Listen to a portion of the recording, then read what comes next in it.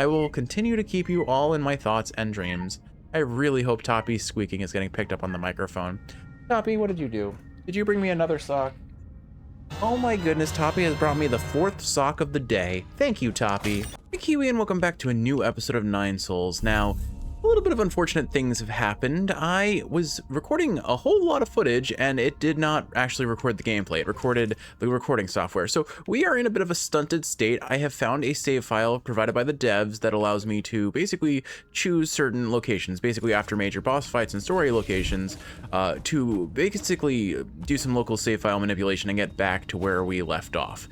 Unfortunately, that means a lot of my progress has been lost, but it will only be for the initial exploration of the research center. What I'm going to do here is I'm going to do basically the full research center completion here.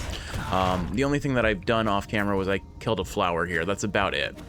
Otherwise, everything is completely untouched. But ultimately what this means for us is I have much less HP, I have much less damage, I have fewer of my jades that really can make or break my overall style of play. But you know what, it just means we're playing on hard mode for one episode. In the following episode, basically what was lost was the exploration of the first part of the research center, which was one episode in and of itself, and then, as well as, whoop, hold on. Mid-air combat is a little bit tricky when you are trying to maintain dialogue. There we go, okay. So what was lost was my research center initial exploration, and then aside from that, hold on, this is a little sketchy. Figured I can do this for a guaranteed parry. I should take out the flower. There we go. So really it was just that, and then the conclusion of the 8-man village quest line and the buying out of Chio's shop. So what I'm going to do is in this episode, I am going to explore the research center and record all of that up until the point of no return.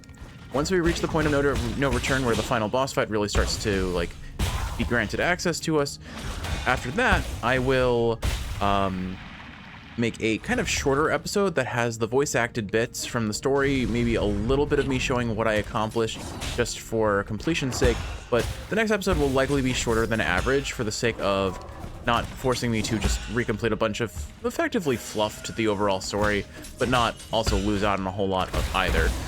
Pop this guy, we should kill this guy. There we go. I like that these big bomb enemies knock out their entire, like all the enemies around them.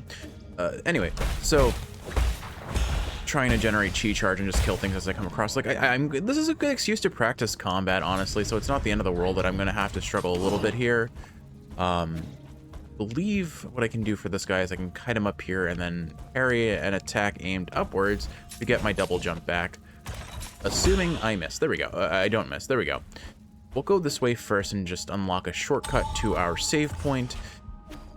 Anyway, so that's really the long and short of it. Is this episode will be the research center. Next episode will be a shorter than average episode, but it will allow me to recoup the voice acted bits. I don't want to really re-record the voice acting bits because I'm pretty happy with how that played out. So I'm gonna die here.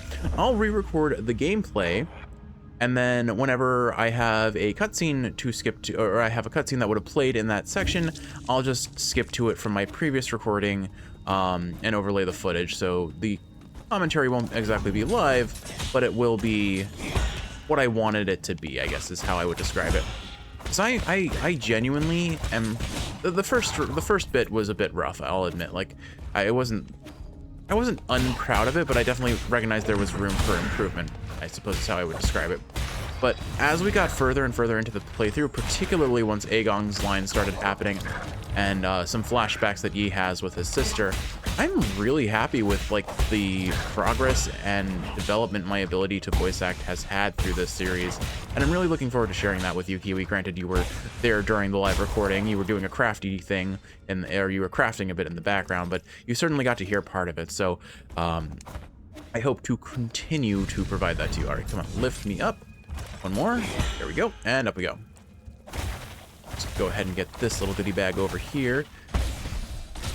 Shoot, I was hopeful I could get that off. This is not my best place to be. Okay, good. That hit the flower, which is what I wanted.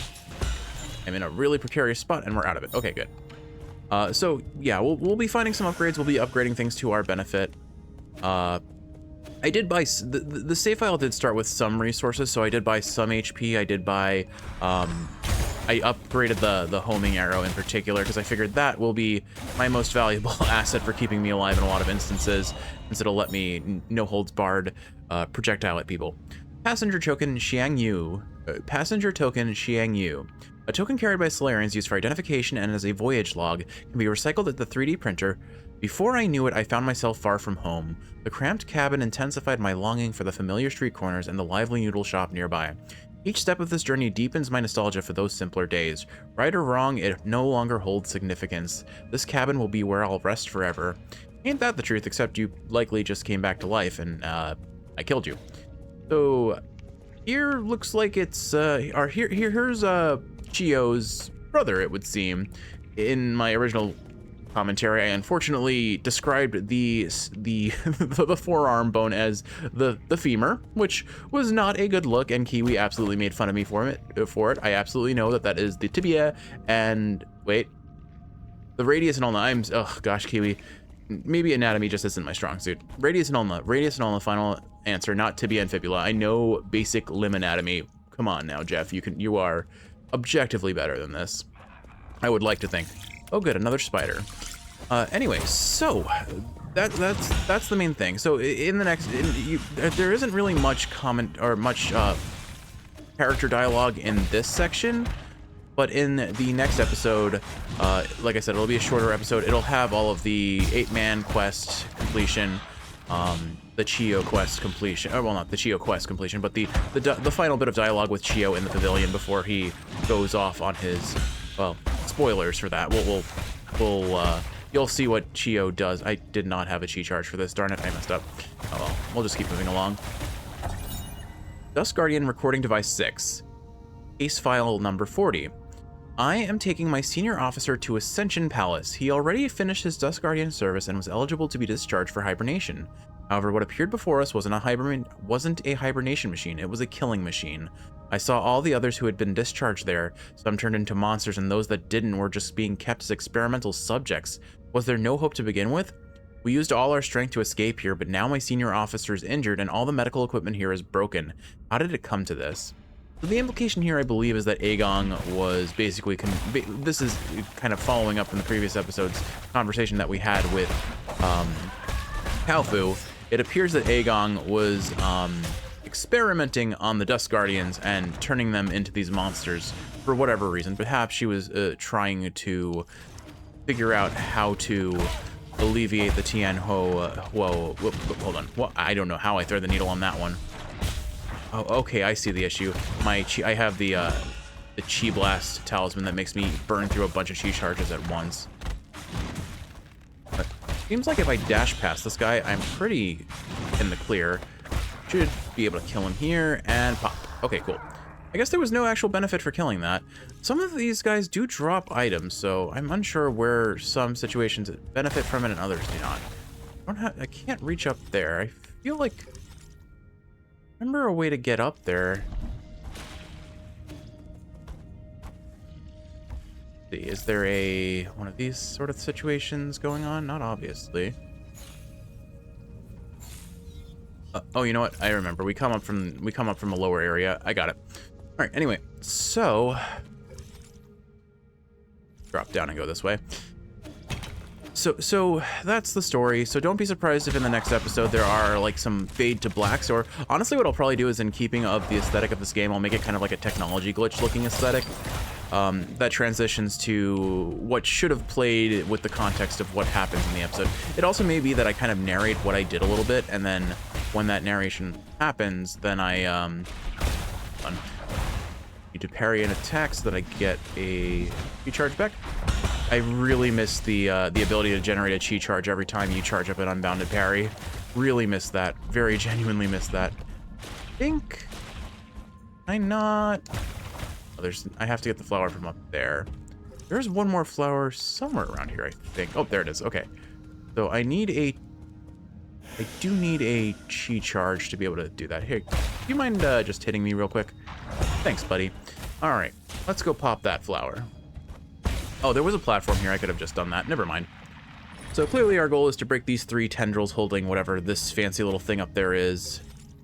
I think we only have 1 more to go, but we'll fully explore the area for the sake of just kind of repeating and completing what I had already accomplished. Can you kick me, sir? I would enjoy it if you kicked me. That's not kicking me. Oh, well. Actually, I guess I can parry off of their spikes, so I'll just do that. And we're gonna, out of fear for my life, do this. And completely miss that chi charge. No one saw that, okay? I think there is a flower over here that I can... Oh, I didn't sign up for this. Oh, dear. All right, this is a little bit more than I signed up for. We're gonna go ahead and just arrow these guys to death. Thankfully, the arrows do a lot of damage. So does everything else, unfortunately. All right, give me my chi charge back. And then kill you, and I guess this will just be another fast track upwards. Yeah, okay, so nothing too exciting there. I think we probably hit the jade flower before I die. Unless there's something down here that I need to explore. It doesn't look like we've been down this way, but I know in my previous playthrough I had been down this way. There's someone banging on the wall of a containment tank. More on that in a little bit. I think for now, we're just gonna avoid you because you're a scary enemy and I am going to die to you before I heal. We're gonna get back up to the jade flower, we'll heal, and then we'll progress through the rest of this area.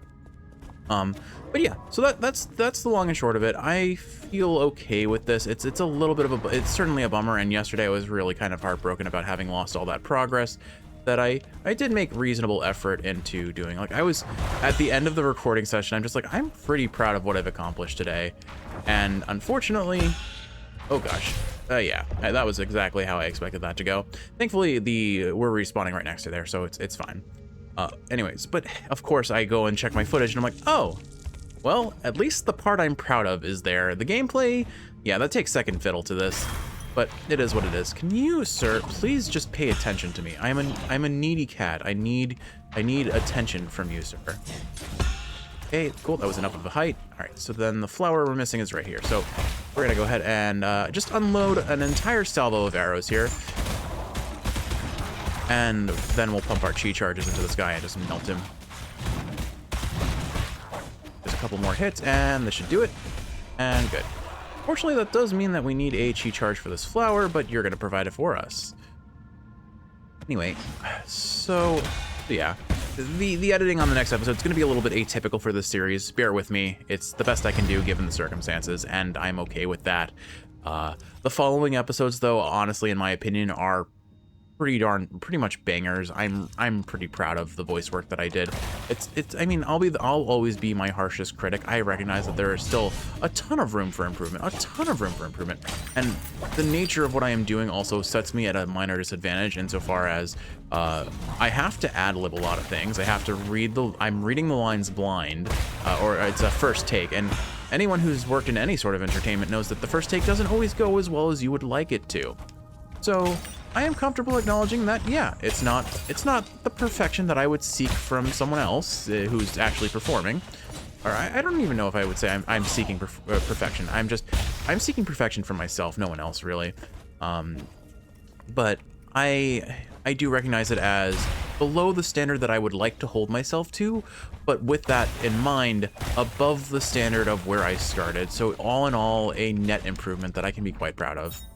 Passenger token IMU. Or IMU? I'm not sure. A token carried by Solarians used for identification as a voyage log can be recycled at the 3D printer. Today is my 25th day on New Kunlun. Are you all doing well, my masters? With all the rumors and conspiracies flying around, I believe it's my responsibility as a streamer and one of the chosen to let the world see the truth.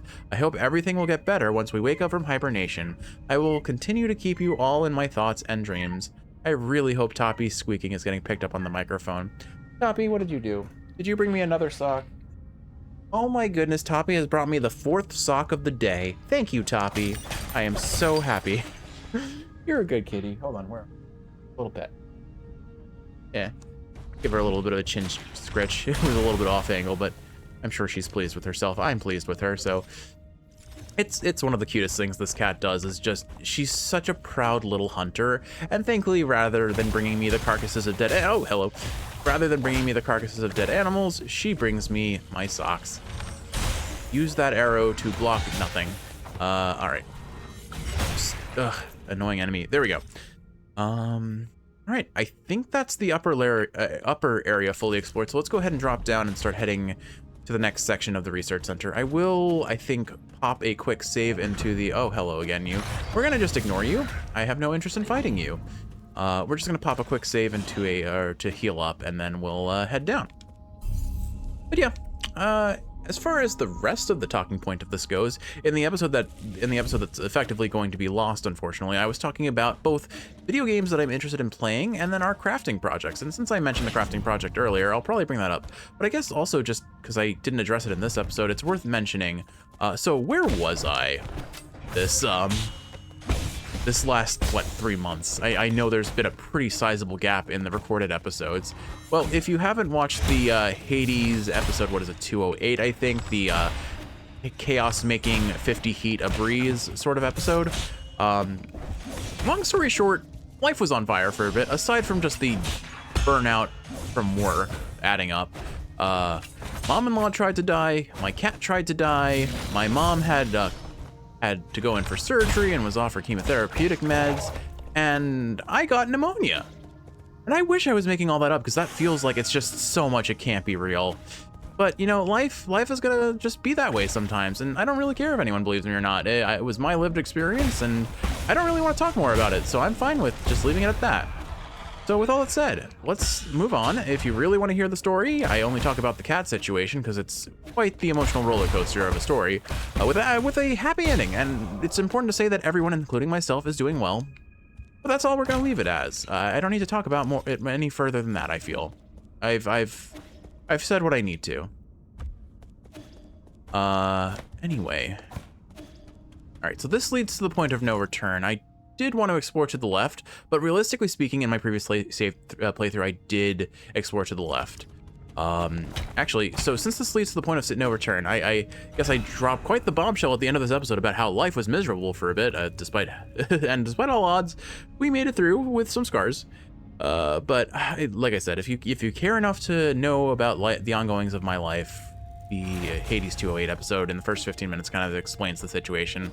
I'm not going to bring it up in this episode, in this series. I'm pretty happy with the series being not about real life events outside of the like chiller side of things. So Kiwi, with all that said, this episode I know is going to be a bit short, but we did explore the research center. We accomplished the goal that I set out. The next one will be a kind of shorter episode, just recapping what I accomplished that was lost, namely again the 8-man final quest line and triggering the next plot point in Chio's quest line. So with all that said, Kiwi, I hope you've enjoyed watching, and if you're awake, I hope this is helping you fall asleep. If you're sleeping, I hope you're sleeping well. God bless this game's devs for having save states for different major plot points to at least let me recoup some of the footage. I am gonna go complete a bunch of quests so that I can record that footage now. Kiwi, sleep well, I love you, and I will see you in the next one.